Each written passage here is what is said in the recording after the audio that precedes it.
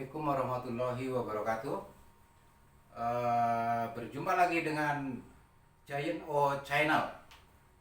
Hari ini kita akan sharing atau berbagi informasi bahwa di tahun 2023 ini target-target mengenai komoditi pertanian utama Indonesia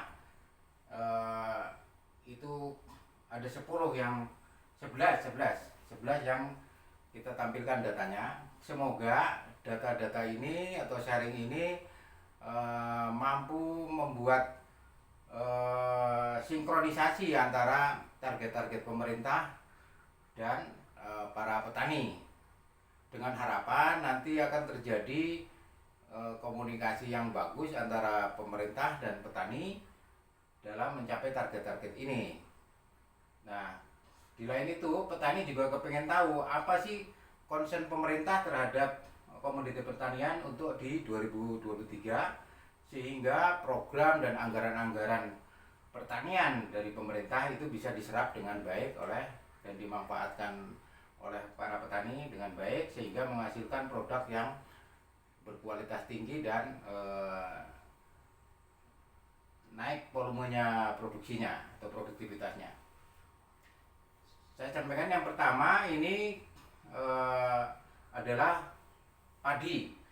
Nah, padi Bapak Ibu semua udah tahu bahwa ini adalah selain kebutuhan pokok utama bangsa ini, juga banyak terbesar lah petani kita itu menggeluti di bidang budidaya padi ya, karena udah turun temurun dari dulunya sudah biasa makan beras. Bahkan kita masih sering impor karena kekurangan beras. Nah, adapun targetnya untuk padi tahun 2023 tahun ini adalah 54,5 juta ton ya yang ditargetkan pemerintah. Sehingga baik irigasi, alat-alat pertanian, terus bibit, pupuk dan segala macamnya ini agar saling komunikasi sehingga terjadi proses sinkronisasi antara kebutuhan petani dengan yang mampu dibantu oleh pemerintah. Yang kedua adalah target yang tinggi lagi adalah tebu ya, tanaman tebu. Ini targetnya 37,1 juta ton ya. Nah, gula ini ternyata cukup tinggi. Kenapa? Karena masyarakat kita senang yang manis-manis ya, dari ngopi, teh, segala macam, terus makanan juga banyak yang manis, roti dan segala macamnya. Bahkan banyak muncul itu produk-produk es krim dan segala macamnya, minuman-minuman, hampir semuanya manis ya. Nah, inilah yang menyebabkan kebutuhan bangsa ini terhadap gula itu tinggi. Nah, yang ketiga itu jagung. Jagung itu 23,05 juta ton ya tahun ini. Nah, jagung ini menarik karena ini menjadi bahan pokok pakan ternak, baik dari mulai ikan, unggas, terus sapi dan segala macam, kambing, itu memerlukan kandungan jagung untuk menaikkan energi dari si pakan tadi. Nah, yang keempat ini kelapa. Kelapa itu targetnya 2,9 juta ton ya. Santan ini buat masak segala macamnya. Dan juga sudah banyak pabrik-pabrik pengolahan santan itu sehingga menjadi awet. Nah, ini bisa akan menstabilkan harga kelapa di tingkat petani. Semakin banyak bisa diawetkan, maka akan semakin stabil kan. Nah, yang kelima ini cabai. Cabai juga menonjol ini 2,9 juta, hampir mirip dengan kelapa ini. Jadi kebutuhan kelapa dengan cabai ternyata tinggi ini.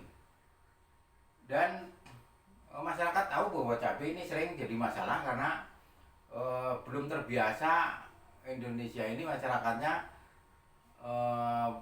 cabai kering, ya. Cabai keringnya malah impor tuh, banyak masuk dari India, China dan segala macamnya. Jadi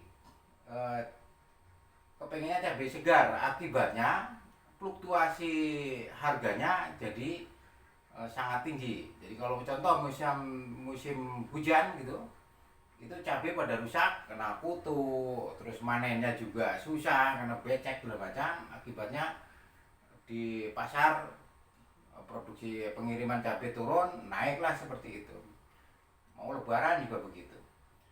Nah yang keenam itu bawang merah, itu 1,7 juta ton.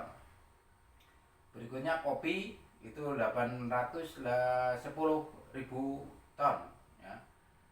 Kakao 780 ton. Kedelai itu 590. Terus daging sapi atau kerbau 465.000 ton. Nah yang data terakhir itu bawang putih itu 45,450.000 ton. 45.000 ton, ya. Nah saya kepingin berbagi pandangan bahwa kalau kita lihat dari mulai 7 ini, kopi, kakao, kedelai, itu 3 aja itu. Ini kan barang-barang yang kalau baru panen, sudah panen, itu bisa diawetkan.